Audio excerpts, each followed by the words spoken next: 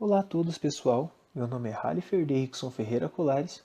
Eu sou aluno do programa de pós-graduação em Aquicultura e Desenvolvimento Sustentável do setor de Palotina pela Universidade Federal do Paraná e eu também possuo formação em Medicina Veterinária pela Universidade Paranaense, ali de Umuarama, Paraná também.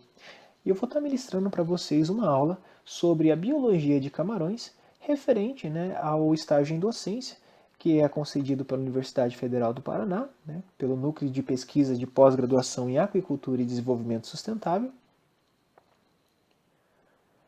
Bom, a aquicultura ela é a criação de animais aquáticos, é denominada criação de organismos aquáticos, que incluem peixes, crustáceos, moluscos, algumas plantas aquáticas, mais especificamente aí, algas, E também esses organismos eles podem ser cultivados tanto em ambientes de água salgada ou água doce, ou também de água salobra, que são alguns ambientes estuários. Então a produção aquícola no Brasil, nos últimos anos, essa produção ela se mostra em constante desenvolvimento. Nós vemos que a aquicultura ela vem cada vez mais ganhando o seu espaço, o seu devido espaço, no quesito de produção mundial de alimentos, onde segundo os dados publicados pela FAO no ano de 2018, que foi referente aí à produção de 2016, a produção aquícola ela alcançou patamares de 110,2 milhões de toneladas e destas 580 elas foram produzidas aqui no Brasil. A FAO estima também que pela produção de toneladas a nível mundial, no ano de 2017, ela estimou em 205 milhões de toneladas essa produção, que corresponde aí a 54,5% só da aquicultura. Então nós podemos ver aí que a aquicultura ela acabou superando a pesca e a captura. Então se concretizou pelo ano de 2018, onde os dados publicados mostraram que a produção da aquicultura mundial ela atingiu recordes históricos de 114,5 milhões de toneladas. Então, a carcinicultura brasileira, só na parte do Brasil, foi produzida aqui 45,8 mil toneladas, e isso corresponde aí a 0,48%, É um valor baixo, porém, se você parar para pensar a um nível global, a cada 209 camarões que são consumidos no mundo, um veio do Brasil. Então isso é uma ideia assim que traz animação para o setor e mostra também o desenvolvimento da nossa aquicultura. Então esses resultados, eles vieram, são provenientes dos esforços de toda a comunidade científica, que por meio de pesquisas e análises, elas tiveram o objetivo de melhorar aí a qualidade e também aumentar a produtividade do nosso setor. Então, com base nessas informações que apresentei a vocês, nós notamos a necessidade do conhecimento técnico e científico desses organismos, que é o intuito dessa aula, que é aprofundar um pouco mais o conceito sobre a biologia dos camarões. Então, o termo camarão, do latim camanus, que significa caranguejo do mar, ou camarão também, que é derivado do grego camoros, é a designação mais comum para uma infinidade de artrópodes das classes dos decápodes. E esses animais, como eu havia dito antes, eles podem ser marinhos, ou de água doce, ou também de água salobra. Esses artrópodes, eles possuem um abdômen largo, o corpo ele é lateralmente comprido, então os primeiros pares de pernas, eles são quelados, e normalmente nestes animais, o rosto geralmente ele é bem desenvolvido. Quanto à classificação, eles são pertencentes ao filo dos artrópodes, que são invertebrados com exoesqueleto formado aí de carbonato de cálcio e quitina, são da classe do Malacostraca, que são animais que eles possuem a cabeça fundida com o tórax, né? E essa união é denominada cefalotórax. São animais da ordem dos decápodas, né? Que possuem 5 pleópodos e 5 pereiópodos. Então a ordem decápoda ela vai incluir algumas espécies de caranguejos, lagostas e camarões, e ela pode ser caracterizada, né, por esses animais apresentarem carapaça, né, e se estende lateralmente para envolver toda a câmara branquial. Esses animais, os 3 primeiros pares de patas deles, eles são modificados para alimentação, né, que são chamados de maxilípodes. Quanto à classificação, né, os decápodas eles são considerados a maior ordem dentre os malacostracas, né, com aproximadamente aí, cerca de 13 mil espécies descritas. E a infraordem Carídea, né, ela vai incluir aí cerca de 28 famílias, né, e dessas 28 famílias, 16 delas ocorrem no Brasil, né, totalizando aí 145. A maior riqueza das espécies carídeas no Brasil, ela tem uma maior concentração nas famílias Paleomonidae, com 54 aí, espécies distribuídas, né, em 15 gêneros, né, que é Elfeidae, com 39 espécies, né, que são distribuídas também em 6 gêneros, e depois a Hippolytidae, depois Pandalidae, Processidae e algumas demais famílias. Então, apesar da Paleomonidae apresentar a maior riqueza de espécies no Brasil, nós temos 35% desses registros que são pertencentes ao famoso gênero Macrobráquio, que ele é um animal também tanto de água doce quanto de água salgada, né? Já a família Alfeidae, né, a segunda maior riqueza de espécies no Brasil, é uma das espécies que é estritamente marinha. Quanto à morfologia desses animais, esses animais eles apresentam um cefalotórax, né, que é chamada de cabeça. Ela é revestida por uma carapaça, né, com um par de olhos compostos. Esses olhos eles têm umas peculiaridades bem legais, que eles são olhos do tipo pedunculados, né, que geralmente são olhos que eles possuem a capacidade de se autoajustar em diferentes posições e ele tem a capacidade também de aumentar, diminuir e regular o foco, né? Quanto à morfologia também, da parte do rosto, né? Eles possuem esse rosto com uma boca, né? Dois pares também de antenas, e essas antenas elas são estruturas que têm uma função mais sensorial, né? Elas têm a função de detecção dos estímulos do ambiente e também no tato e olfato, né? Outra coisa bem importante é que esses animais eles são do tipo mandibulados. Então isso quer dizer que esses animais eles possuem uma mandíbula mastigadora e eles têm uma relação, né, com a alimentação desses organismos. Né? Esse tipo de característica, né, de serem mandibulados, elas possuem essa relação pelo hábito alimentar desses organismos. Eles possuem 5 pares, né, de patas torácicas. Eles possuem também chamadas pereiópodes, né? E eles também possuem também 5 pares de patas chamados pleópodes, né? Os pereiópodes, né? Eles possuem, né? Os primeiros pares deles possuem quelas, né? Que serve também para defesa desses animais e também para proteção das fêmeas, né? No período de reprodução. Então, os 5 pleópodes também, eles possuem uma função tanto para o nado e também eles têm uma função de cópula, né? Uma função também ligada à reprodução.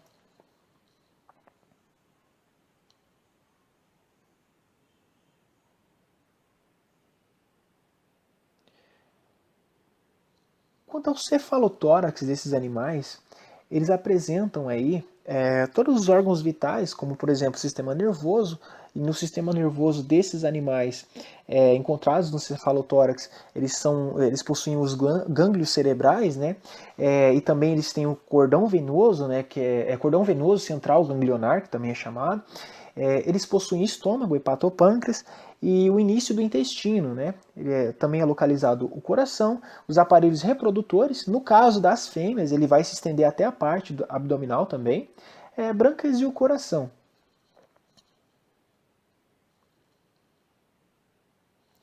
Quanto à região do abdômen desses animais, né, ele é uma parte muscular que ela vai ser dividida aí em 6 segmentos, onde os 5 primeiros segmentos eles possuem pleópodos, né, enquanto os últimos é como se fosse um rabo, por assim dizer, que vai ser composto por esses urópodes e o telson, né? Esses urópodes, eles são essas regiõezinhas aqui da cauda dele, desse rabinho dele, por assim dizer, é a região que ela está mais para os lados. No meio, essa pontinha aqui, nós temos o telson, né, o que é chamado de telson. Juntos, essa estrutura compõe o leque caudal. Então, na parte dorsal do abdômen superior, né, passa o cordão intestinal e também todo o seu comprimento, né, que é um cordãozinho fino e preto. Enquanto na parte inferior, ou também ventral, né, estão localizadas as regiões pleopoidais, né, os pleópodos desses animais. Quanto ao sistema circulatório desses animais, os camarões eles são animais pecilotérmicos, ou seja, eles são animais de sangue frio. São animais que, conforme varia a temperatura do ambiente, também varia a temperatura do seu corpo. Então, seu corpo tende a se ajustar de acordo com a temperatura ambiental. A circulação ela é do tipo aberta, né, onde flui a hemolinfa. Né, essa hemolinfa ela flui através dos vasos sanguíneos e também lacunas. Apresenta uma coloração azulada, né, diferentemente de nós, que possuímos hemoglobina, eles vão possuir hemocianina. Né? Essa hemocianina ela possui pigmentos de cobre, né, que faz com que deixe essa coloração mais azulada, né, animais de sangue azul, por assim dizer. Quanto à respiração desses animais, ela é do tipo branquial, né, e também nas regiões também da pele desses animais, eles também conseguem fazer essa troca, né, das brânquias. Elas são dispostas em 2 séries laterais ao cefalotórax e sob essa carapaça também denominada também de câmara branquial. Quanto ao sistema nervoso desses animais, ele é do tipo ganglionar, né? Como eu havia dito, existe o gânglio, onde esse gânglio é formado, né, devido ao acúmulo de neurônios que ficam numa porção bem específica, né, e eles formam esse gânglio. Esse gânglio ele vai se distribuir pelo corpo inteiro desse animal. Então, como eles vivem na água, e eles também estão sempre predispostos ao movimento das águas, então esse animal ele precisa saber onde ele está, né? E também precisa saber em que lugar ele se encontra, né? E para que ele também possa se orientar. Então, ele parecido com o nosso labirinto, né, dos humanos, os camarões eles possuem um órgão chamado estatocisto. Então, dentro dessas estruturas que existem os estatólitos, né, que ajudam esse animal a ter como se fosse uma melhor percepção do seu movimento em relação ao deslocamento, né, do movimento da água.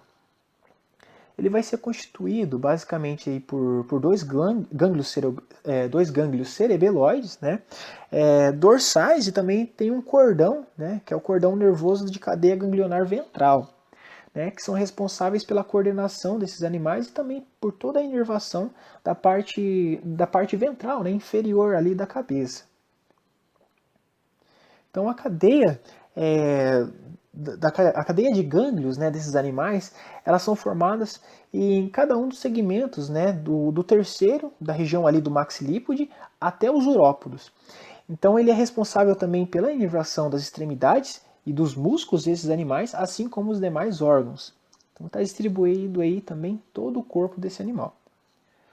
Quanto ao sistema digestivo dos camarões, eles são formados, né, eles têm um sistema digestivo simples, né, formado pela boca, esôfago, estômago, intestino, que vai ser dividido aí em anterior, médio e posterior, que ele vai atravessar toda a região abdominal,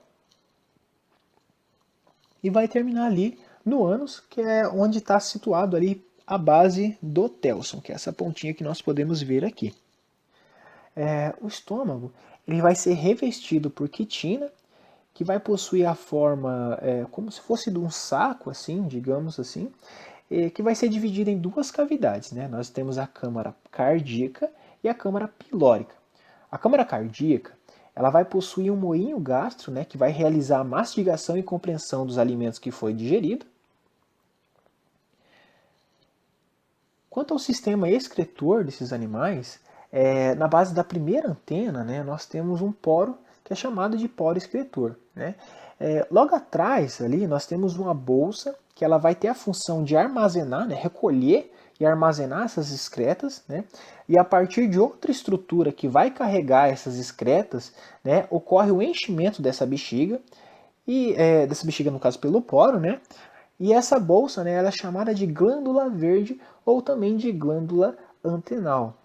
E essa glândula ela é responsável pela excreção, né, maior parte da excreção da amônia nos camarões. Quanto ao aparelho reprodutor, né, a primeira coisa que vem, né, quando a gente pensamos em reprodução, primeiramente, como que a gente diferencia o macho da fêmea? Né? Como é que eu sei que um camarão ele é macho ou ele é fêmea? Pela coloração, eu posso dizer que vai depender da espécie. Tem espécie, né, no caso por tamanho, a fêmea pode ser maior que o macho, e algumas espécies o macho é maior que a fêmea. Então, como eu posso fazer para diferenciar, né, dentre essa grande diversidade que se encontra os camarões? Né? Quanto à diferenciação sexual desses animais, eles podem ser por caracteres primários ou secundários. Os primários, eles são os tipos de caracteres que nascem com o indivíduo. Já os secundários, né, são aquelas características que nós podemos, que podem adquirir, né, que esses animais podem adquirir com o passar do tempo. Então, após, no caso, a maturidade deles, eles adquirem algumas certas características, são denominadas características secundárias. Já as primárias são os tipos de características que nascem com eles. Então, no macho, nós vemos o testículo, né, o vaso diferente, que também vai se abrir num gonóporo ali na região do oitavo segmento torácico, né, que é chamado ali de gonóporos, né. Então aqui, como vocês podem ver, são os gonóporos, né. Na verdade, esses animais eles não têm genitálias, né, igual nos humanos. Eles possuem aí esses gonóporos, que são algumas estruturas, né, uma abertura por onde que saem esses gametas. No caso da fecundação, a fecundação é do tipo externa, diferentemente dos mamíferos, né, que a fecundação, no caso, é interna, dos camarões a fecundação é externa. Quanto aos espermatozoides, né, quando você pensa em espermatozoide, né, você imagina aquele bichinho correndo, né, porém, né, dos camarões não é bem assim. Nós temos uma grande diversidade aí de tipos, né, de espermatozoides nos crustáceos, né, desde características aí que podem ser uma bolinha cheia de espinho, um parafuso. Nós temos uma grande diversidade, né, desses espermatozoides. Uma característica deles é que eles são aflagelados. Como vocês podem ver, eles não possuem aquela cordinha, né, aquele flagelo. No caso aqui, nessa bolinha aqui que pode parecer como se fosse flagelo, mas não é flagelo, são espinhos, né? Então esses animais, eles não têm a capacidade, no caso de nadar, como a dos mamíferos. Eles são entregues, né, num agregado para a fêmea, né, chamado de espermatóforos, que é como se fosse um pacotinho, né, que o macho ele entrega para a fêmea. No caso, ele tem um órgão especializado para dar uma ajuda, né, para essa fêmea, que se chama pênice, né? Então, ele vai entregar esse pacotinho, né, de espermatozoide, onde contém esse agregado de espermatozoides, e esse pacotinho ele vai ficar ali, vai ficar alocado na região abdominal da fêmea, né, que é onde vai acontecer a fecundação do tipo externo. Quanto aos caracteres sexuais secundários desses animais, né, são aqueles, como eu havia explicado, que vão aparecer após a maturação desses animais. Então as fêmeas elas vão carregar o ovo na região abdominal. Então, quando a fêmea ela está naquele período fértil, apta para reprodução, ela vai possuir um alargamento da sua região da pleura e dos pleópodos, né? Então, quando a fêmea fica madura, os pleópodos eles tendem a ficar maior, né? Um pouco mais dilatados. Então, os ovos ficam todos pendurados ali naquela região, né? Com auxílio de mucilagem. No caso dos machos, eles possuem aquele órgão que eu falei que ajuda a fêmea, né, a entregar aquele agregado de espermatozoides para as fêmeas, né, que se chama apêndice masculino, né? Então, ele não vai entrar na fêmea, né, não tem a fecundação interna, como eu havia dito. Ele só, no caso, auxilia mesmo para passar toda aquela massa, né, aquele agregado de espermatozoides para a fêmea. Então, quanto à determinação, né, da maturidade sexual, como é que nós iremos determinar que esses animais eles se encontram na fase adulta? Né? Nós temos três formas. Né? Nós temos a forma morfológica, a funcional e a fisiológica. Na morfológica, nós podemos ver aí pelo comprimento da carapaça, né? Onde por análise de comprimento de carapaça, né, quando nós temos uma quebra desses padrões, nós podemos identificar, né, o estadiamento de maturidade sexual desses animais, desses organismos. Né? Então, nas análises, né, nós temos três tipos de análise. Né? Nós temos a análise morfológica, funcional e fisiológica. Né? Na morfológica, nós podemos ver pelo comprimento da carapaça e também a partir do momento que nós identificamos a quebra do padrão de crescimento. Né, que nós aí identificamos que esse animal ele conseguiu chegar ao estágio adulto. Né? Então, como nós podemos ver aqui, né, aqui nós temos na fêmea o alargamento da pleura, né, e quando nós vamos medir, né, nós podemos ver essa quebra desse padrão de crescimento, né, nós temos a diferença no padrão do crescimento. Então, aqui nós podemos identificar, né, o estágio que essa fêmea alcançou um estágio de maturidade, né, uma fase de vida adulta. Já nos machos, né, como eu falei que ele ganha aquele apêndice, e quando ele ganha aquele apêndice também, quando ele ganha, essa variação também é identificada, e quando nós achamos a variação, né, uma quebra desse padrão de crescimento, um valor, como digamos assim, anormal, né, que quebra a variação, nós podemos identificar aqui o estagiamento desse animal na fase adulta, né, e também aqui que ele ganha o seu apêndice. Já na análise funcional, né, na análise fisiológica, essa análise fisiológica é por meio de observação, né, que quando nós identificamos que o ovário da fêmea está produzindo ovos, e no caso dos machos, está produzindo espermatozoides. Já no funcional, né, como que a gente vai observar que esses animais estão se reproduzindo? Né? A gente tem que, no caso, nesse tipo de análise, nós observamos. Então, como nós fazemos? Então, a gente pega fêmeas ovígeras, né, que ela tem os ovos na região abdominal, né, ou encontramos a fêmea com a massa de espermatozoides também. Né? Então, no caso dos machos, é observado os espermatozoides ali dentro dos vasos deferentes, né, pertinho ali da saída dos gonóporos.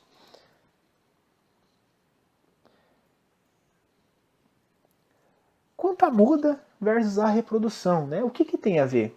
Esses organismos eles precisam trocar de exoesqueleto para que eles consigam crescer.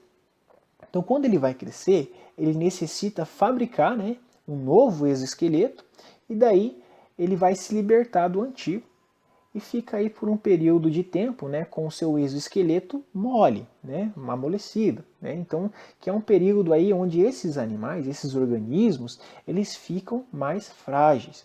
Tá, mas o que isso daí tem a ver com a reprodução? Tá, na verdade, ele está diretamente ligado com a reprodução.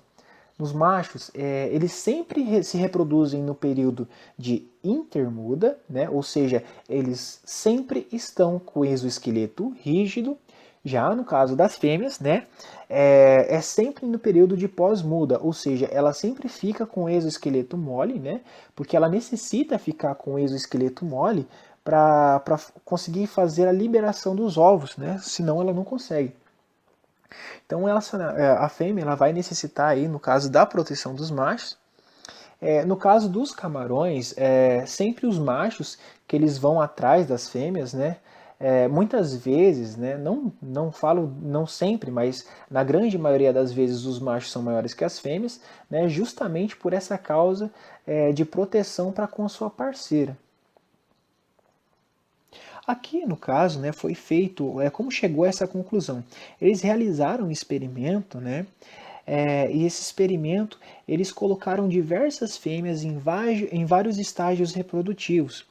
E somente quando as fêmeas estavam num período de pós-muda, né, elas conseguiam, no caso, copular com os machos.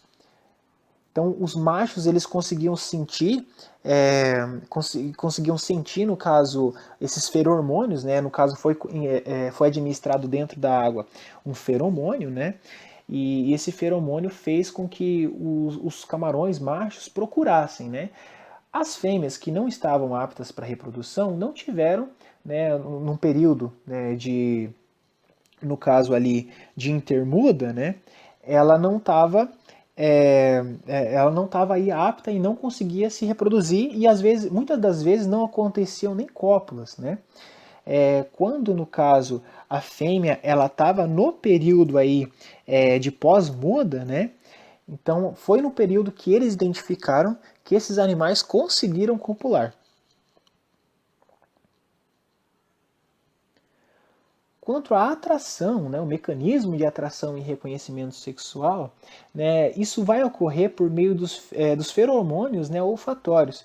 Então, do mesmo jeito que esse animal consegue encontrar um alimento, ele também consegue sair aí em busca e encontrar uma parceira.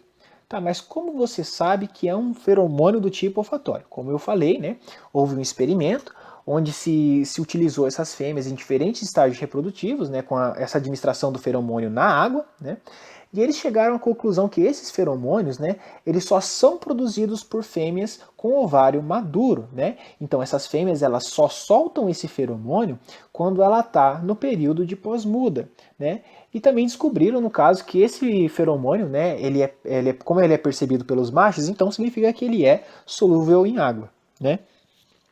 Como na realização do experimento teve uma privação de luz, né? Foi no caso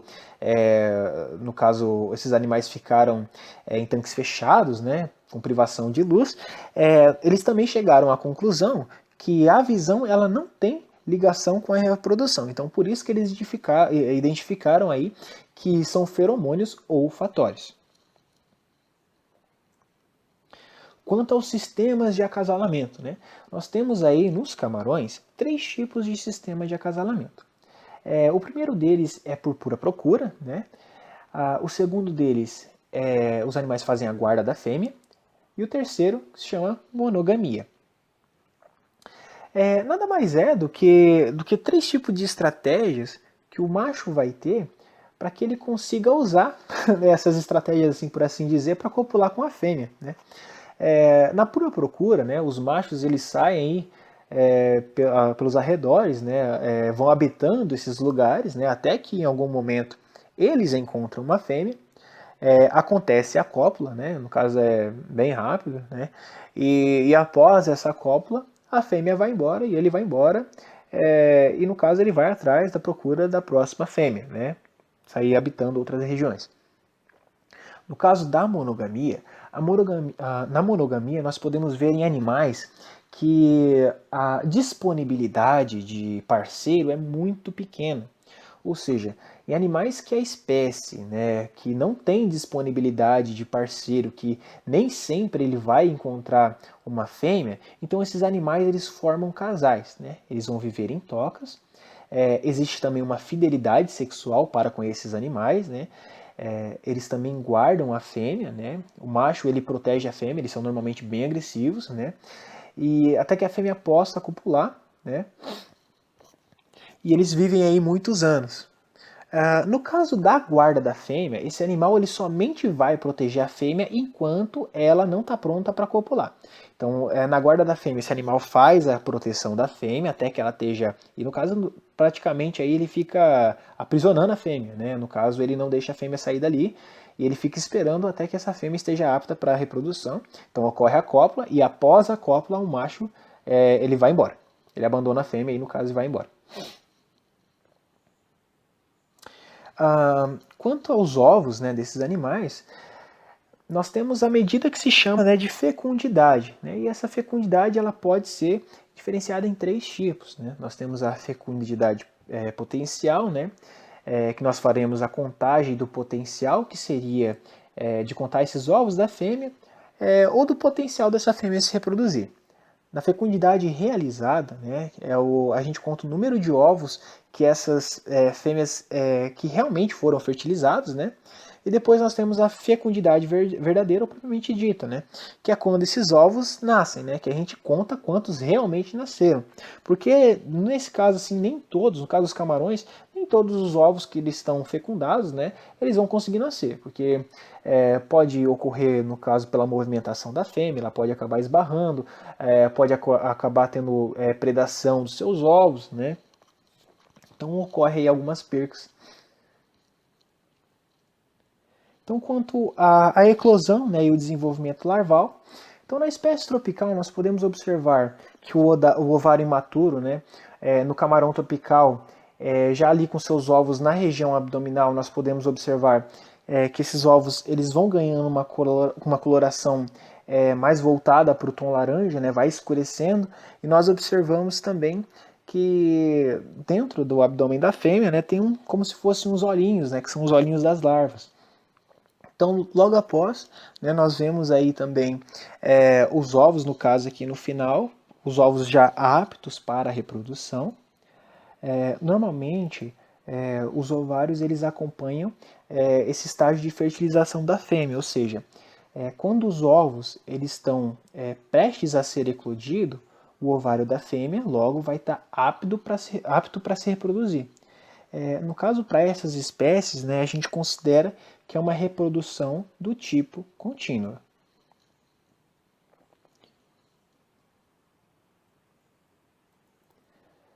Aqui nós temos o produto final da reprodução, né, que logo após a eclosão dos ovos, nós damos a origem, né, em alguns estágios larvais que são denominados náuplios, né, onde eles vão se alimentar das suas reservas energéticas que são provenientes do seu próprio corpo.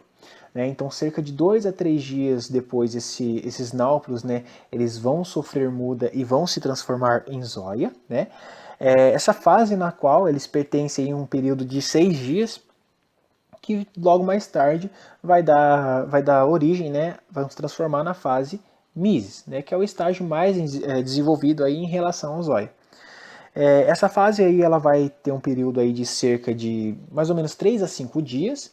Então as mises elas vão se transformar em pós-larva depois de sofrer diversas mudas, né, e adquirirem uma forma que nós chamamos de juvenil, que é como se fosse um mini adultinho, né? Então, nós temos aqui a imagem da larvinha ali, ela saindo dos ovos, e aqui o nosso produto final da reprodução. Né? Então, vamos falar sobre o desenvolvimento larval. Então, nós temos aí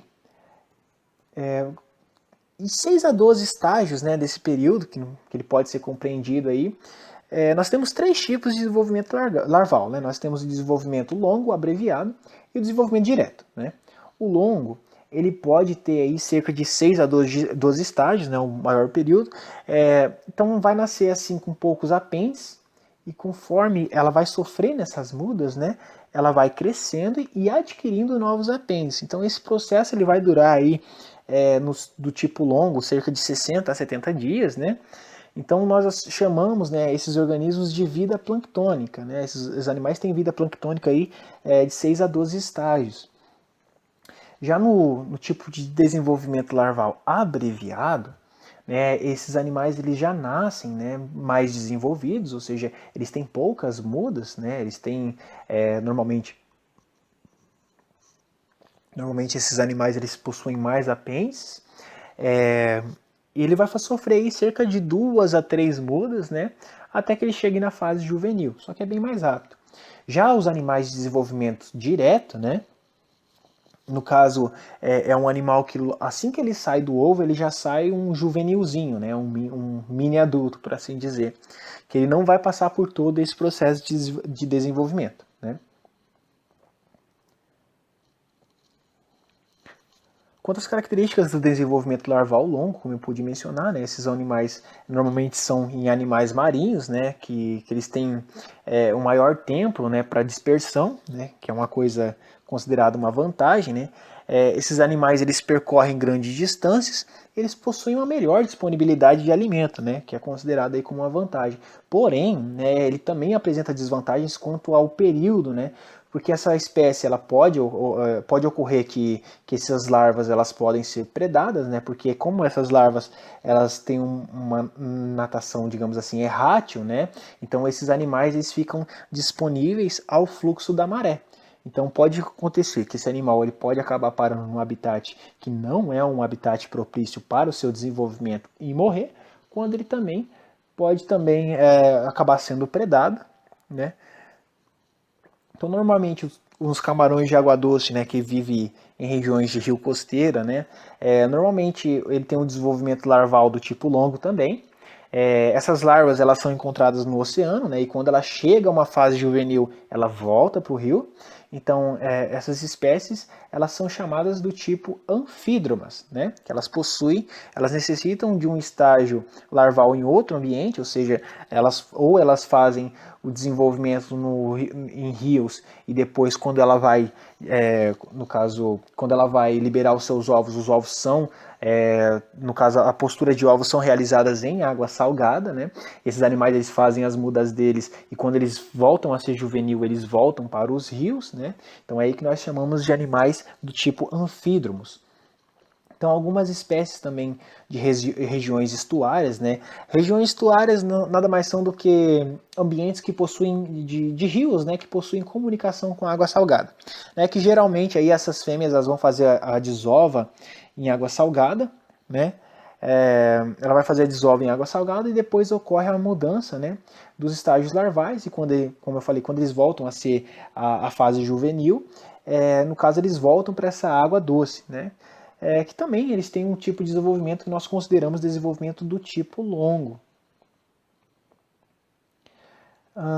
Quanto ao desenvolvimento larval do tipo abreviado, né, nós encontramos em rios, no caso que não tem comunicação com o mar, né, porém essas espécies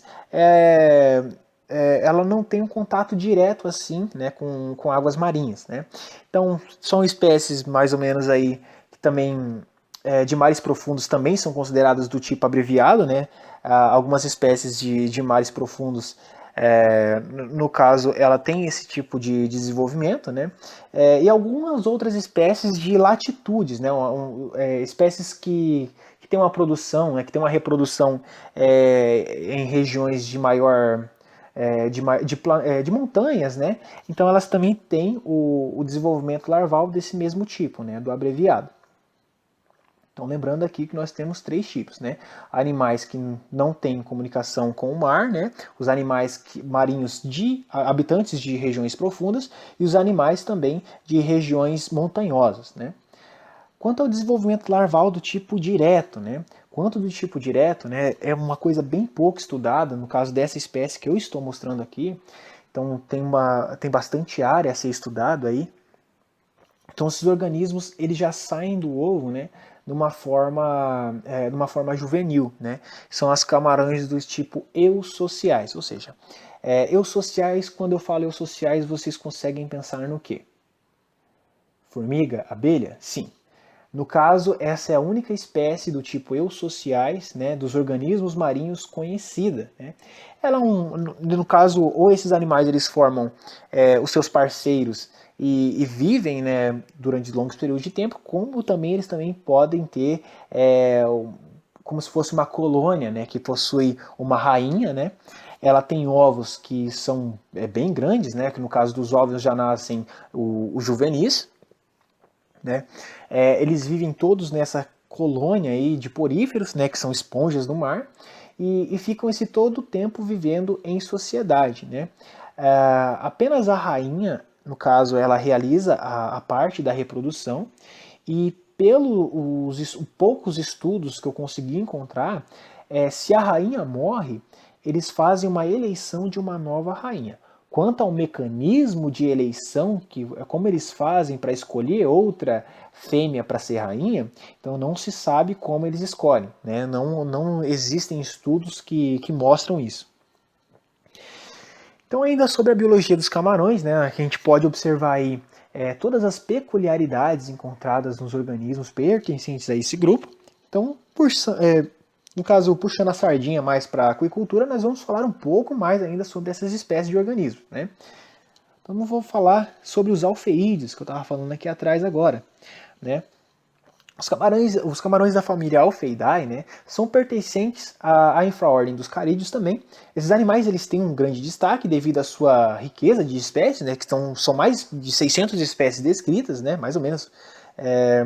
Esse corpo desses alfeídeos eles têm uma morfologia que faz com que nós pensamos que eles sejam parecidos com o lagostim, né, do que mais com o lagostim do que com o camarão, né? Por isso, no caso, é devido às relações, né, de reprodução que esses animais têm, né, que os carídeos têm com alguns pleocimatas, né?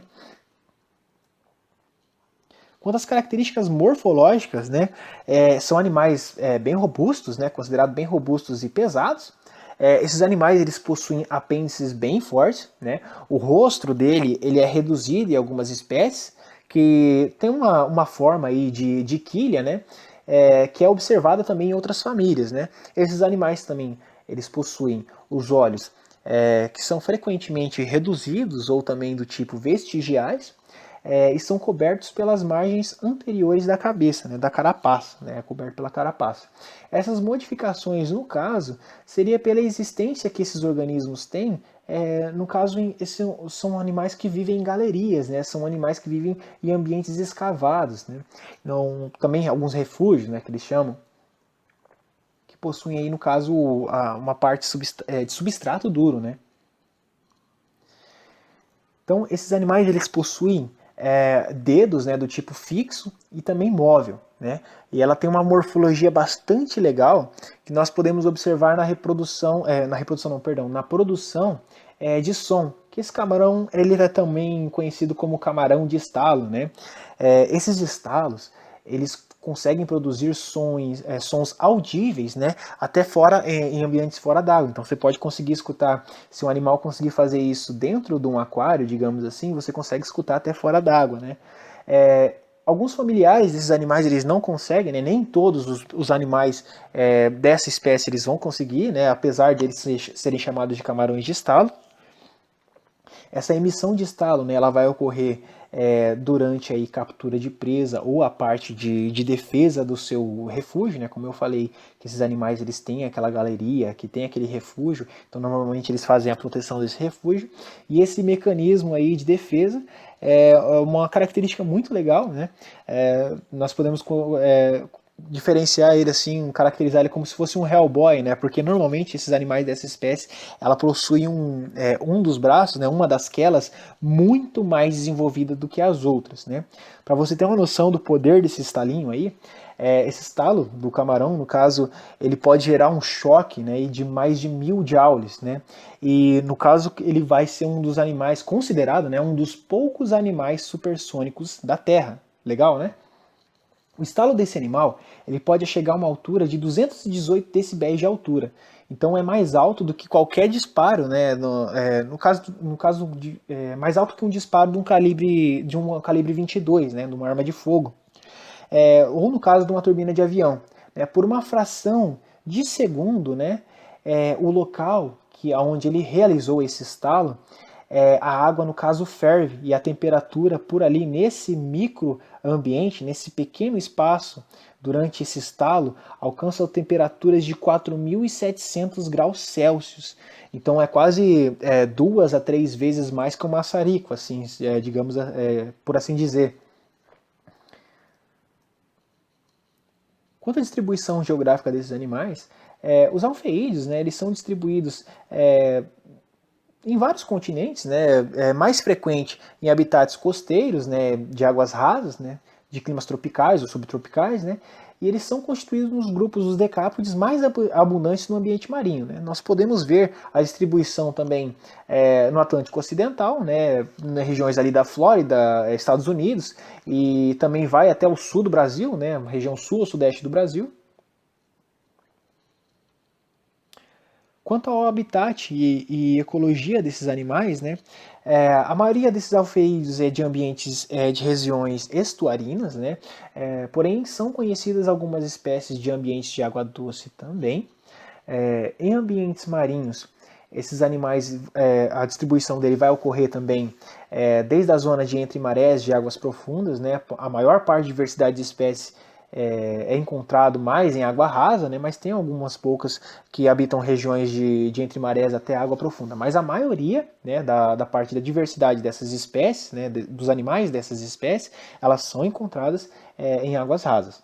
Então esses alfeídeos, eles vivem numa grande variedade de, como consideramos aí, de microhabitats, né? E frequentemente eles se estabelecem, né, algumas associações com alguns invertebrados marinhos de diversos filos e alguns tipos de crustáceos ou peixes, né? Então são um dos poucos animais que conseguem conviver, na verdade são os únicos animais que conseguem conviver em sociedade, né, no caso dos organismos aquáticos. Algumas espécies, né, elas são de indivíduos de pares, né, como eu falei, elas formam um casalzinho que passam, que guardam essa habitação durante muito tempo, ou algumas espécies elas podem fazer, no caso dos sinalfeus, né, eles vivem em colônias, né, essas colônias em esponjas do mar ali. No interior desses canais dessas esponjas, né, eles têm uma rainha, né, como eu havia dito, e esses organismos marinhos, né, são considerados, no caso, os únicos eus sociais que são conhecidos, né? Bem, agora falando um pouco dos camarões de profundidade, né, a ordem Decápoda, família Aristeidae. Os aristeídeos, né, os camarões de águas profundas, eles possuem uma diversidade composta aí por 10 gêneros, e desses 10 gêneros nós temos ao todo catalogadas cerca de 28 espécies. Dessas 28 espécies, nós temos 8 espécies que possuem descendência aqui na região de costa brasileira, né? E dentre essas 8 espécies, apenas o camarão moruno, ou também chamado de camarão carabineiro, né, como a espécie de maior importância comercial. A distribuição geográfica desses animais ela é bem diversificada, né, porque ela é encontrada no Oceano Índico e Pacífico, porém essa distribuição é bem variada.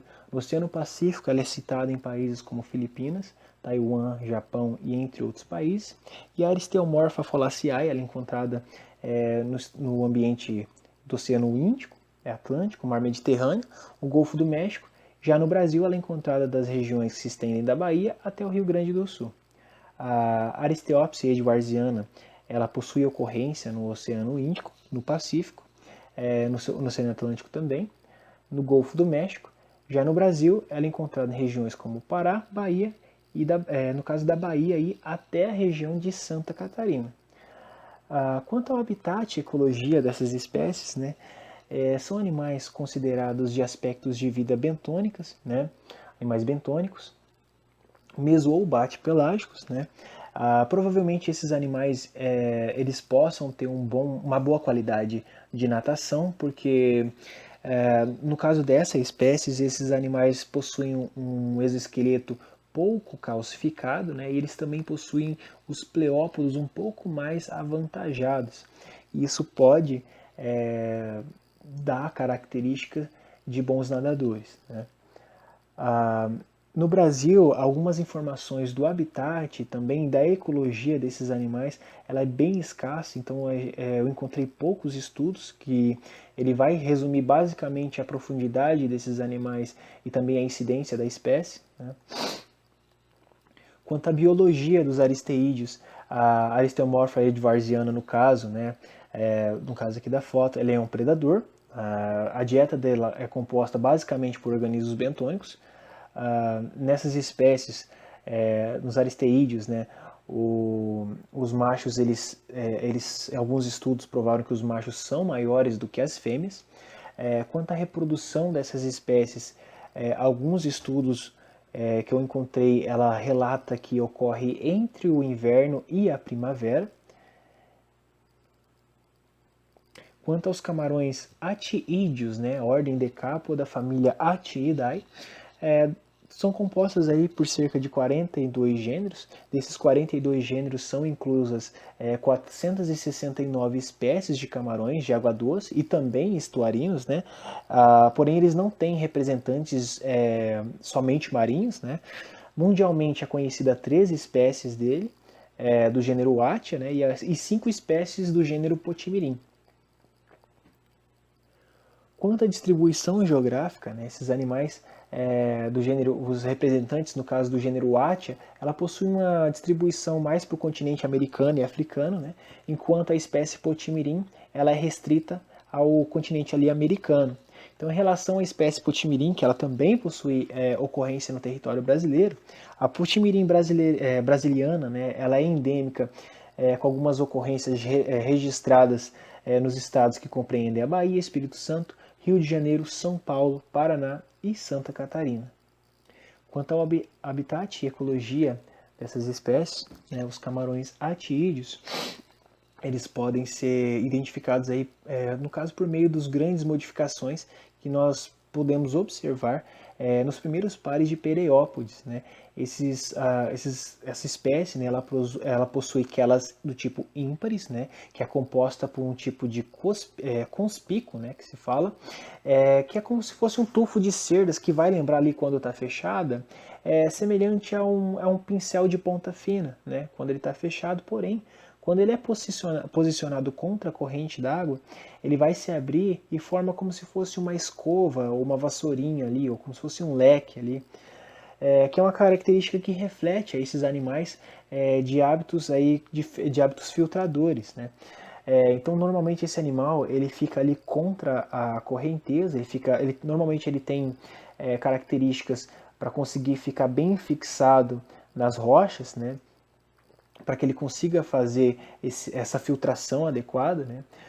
O terceiro par dos periópodes dele é bem robusto e ela vai apresentar esses espinhos, que vai fazer com que ele fique bem fixado ali nas regiões onde ele pretende, no caso, uma rocha, uma pedra, para que ele consiga fazer essa filtração, né?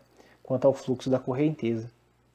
Quanto à biologia geral desses animais, é bem parecido com os animais do gênero, com os carídeos, né? A distinção do sexo ela é feita mesmo com base na ausência ou presença do apêndice masculino, que fica ali localizado no segundo par de pleópodes, né? Tanto do gênero Potimirim quanto do Atia, né? No caso, o abdômen da fêmea, geralmente, ele é mais largo comparado ao do macho.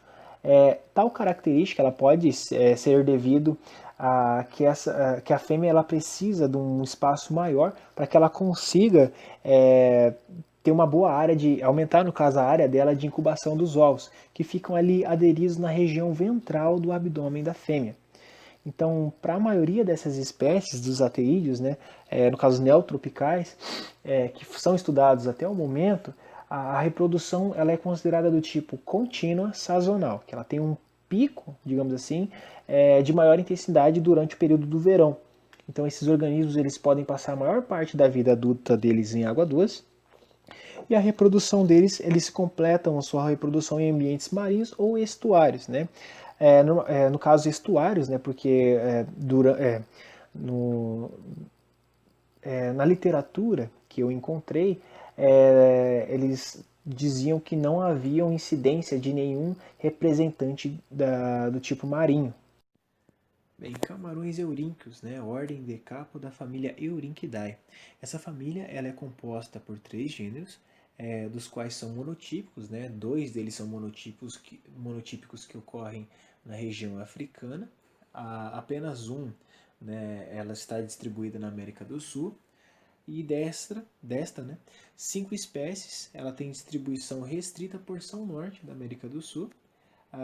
Ela tem uma distribuição aí, a espécie mais amplamente distribuída é a Eurynchius amazoniensis, que ela se encontra aí nas bacias do rio Orinoco e Amazonas, e possui registros também em outros países como Peru e Venezuela. Porém, no Brasil, aí, ela vai ocorrer nos estados do Amapá, Amazonas, Pará e Roraima.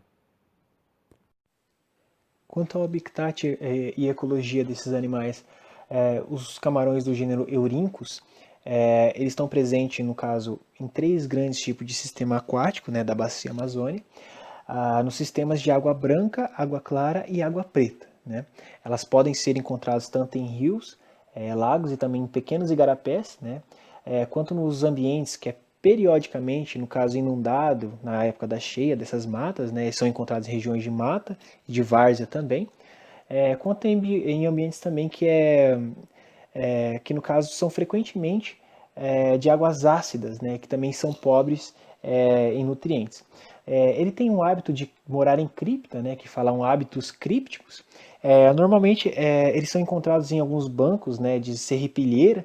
Essas espécies elas são consideradas onívoras, elas vão se alimentar de fungos, vegetais, alguns invertebrados, microcrustáceos e insetos também. Quanto à biologia geral dessa espécie, os representantes do gênero Eurynchus, elas são espécies, no caso de pequeno porte, ela vai ser bem, os adultos vão chegar no máximo aí cerca de 20 milímetros de comprimento, né, no comprimento total.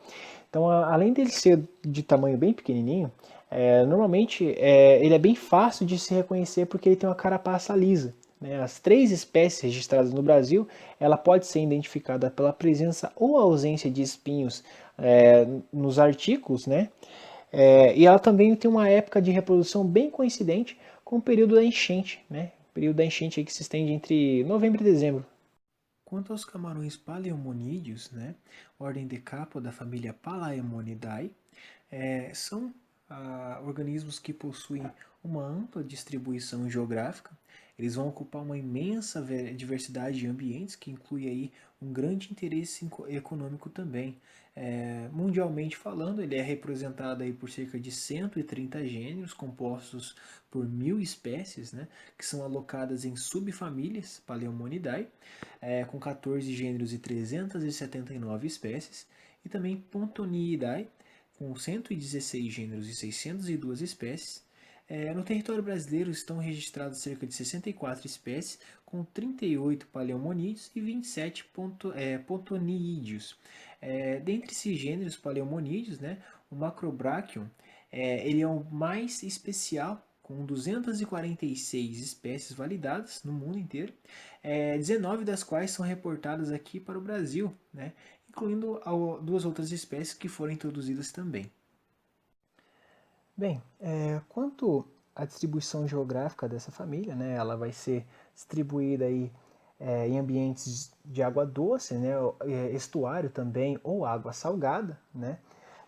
Normalmente aí, do gênero Macrobrachium estão registrados aí na região entre a América, o Caribe, a África. O Paleomon spp ela está localizada aí na região entre América, Europa, Ásia e Oceania.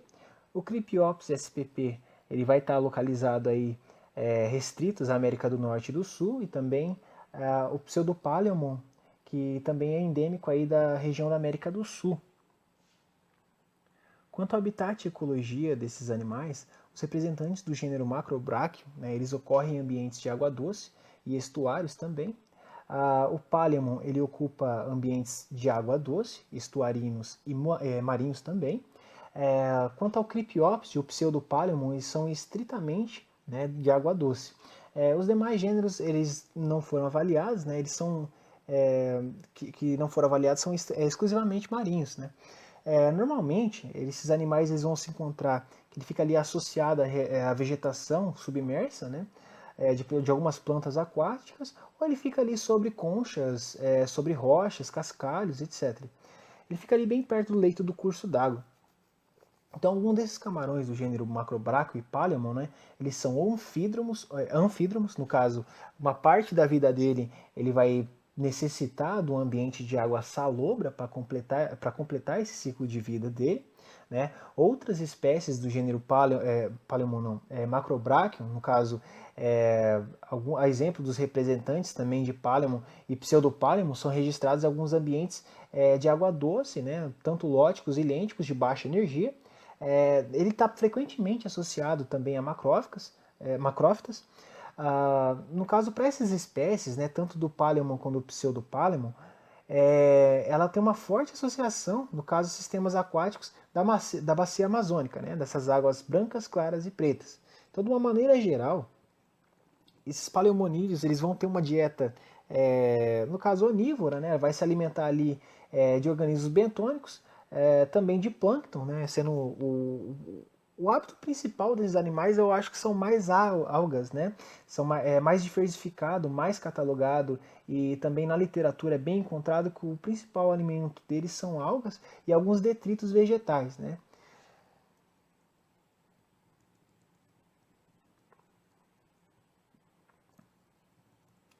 Então, a biologia geral desses animais, né, o tamanho corporal dos camarões paleomonídeos, ele é bem variado, né, sendo que os maiores representantes do gênero Macrobrachion, né, nós temos a maior família em relação aos demais.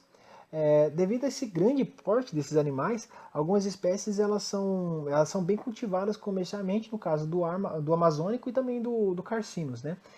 Rosenberg também, né, espécie introduzida. A distinção, né, dos sexos ela vai ocorrer aí nos 4 gêneros, ela vai ser avaliada aí no caso pela presença ou ausência do apêndice masculino, né? Que fica localizado ali também no segundo par de pleópodes. O abdômen desses camarões ele tem um formato bem parecido com os outros camarões carídeos, né? Ele tem uma pleura no segundo segmento abdominal. A fêmea ela vai ter o terceiro segmento ali da pleura vai ser mais largo, né, nas fêmeas. Uma característica sexual secundária, né, no caso para a parte de incubação dos ovos, como a outra espécie que eu havia descrito, né, que eles ficam aí aderidos na região dos pleópodes dela, né, até que ocorra a eclosão dos ovos, né, ou das larvas. Para a maioria dessas espécies paleomonídeos, né, do tipo neotropical, que elas estão sendo estudadas, a reprodução ela também é considerada do tipo contínua sazonal, que ela vai ter um pico de maior atividade no verão. Algumas evidências elas foram obtidas com base nos números também da condição do desenvolvimento do ovário dessas fêmeas durante todo o ciclo anual e foi constatado que o pico maior aí no caso no pico do verão, né? Então, esses camarões, ele tem uma boa estratégia reprodutiva. Então, o primeiro, no caso do desenvolvimento larval, que ele é o tipo estendido, né? E também depende do ambiente marinho. O segundo, ele vai ter algumas espécies introduzidas nas águas interiores e costeiras, né? No caso, esse desenvolvimento da larva, ele é, digamos assim, mais ou menos prolongado, né? Os machos, eles vão possuir alguns sistemas de castas, né? E nesses sistemas de castas, nós temos alguns maiores, né, que eles adquirem a coloração das suas quelas, né, uma coloração mais azulada, eles são chamados de machos dominantes. Já os machos que eles possuem aquela alaranjada, eles são considerados aí, no caso, em segundo lugar. Então, assim que o macho dominante ele perde o posto assim, por ele ser retirado do tanque ou acabar morrendo, por assim dizer, os machos que estavam em segundo lugar assim, do sistema de casta, eles voltam a ser os machos dominantes. Bem, quanto aos camarões do tipo Peneídeos, né, a ordem Decapo da família Peneidae, é uma família de camarões que pertence a cerca de 80% dos camarões que são pescados em todo o mundo. Uma quantidade equivalente aí também a 1/3 dos camarões capturados, que são de produção aquícola. Né? Dentre os dentobraquiatas, né, esses camarões da família Peneidae, eles são considerados um dos recursos pesqueiros, né, mais explorados de todas as regiões costeiras do mundo, que está incluso aí também a região da costa brasileira. Né? No Brasil nós temos 5 espécies que maior interesse econômico, né, distribuídas em 3 gêneros. Os gêneros de maior importância nós temos o camarão sete barbas, que é o Schiphopanaeus coriere, o camarão branco, o Lithopenaeus schmidt, e o camarão rosa, Farfentopenaeus subtitlis. Também Farfentopenaeus brasiliensis e Farfentopenaeus paulensis. Normalmente, quanto às características morfológicas dos organismos dessa espécie, eles possuem um rosto, né, a região rostral é mais desenvolvida, ela possui, no caso, particularidades que parece que ele é dentado, né? ele se estende ou até ultrapassa a região do pedúnculo dos olhos dele, né? A carapaça ela vai ter curtos sulcos da parte cervical, que ela quase não chega até a região, a porção da linha média dorsal, né?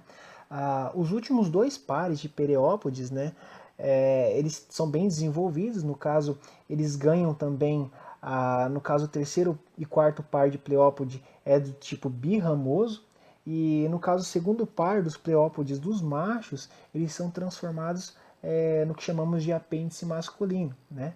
Esses animais também têm o telson do tipo pontiagudo, né? E ele pode apresentar ou não espinhos, né? São fixos e também, no caso, móveis nas margens ali.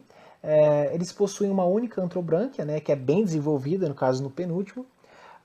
Uma grande parte desses camarões dessa infraordem Peneídea, ela possui uma grande importância comercial e ela vai ocorrer principalmente em regiões de clima tropical e subtropical.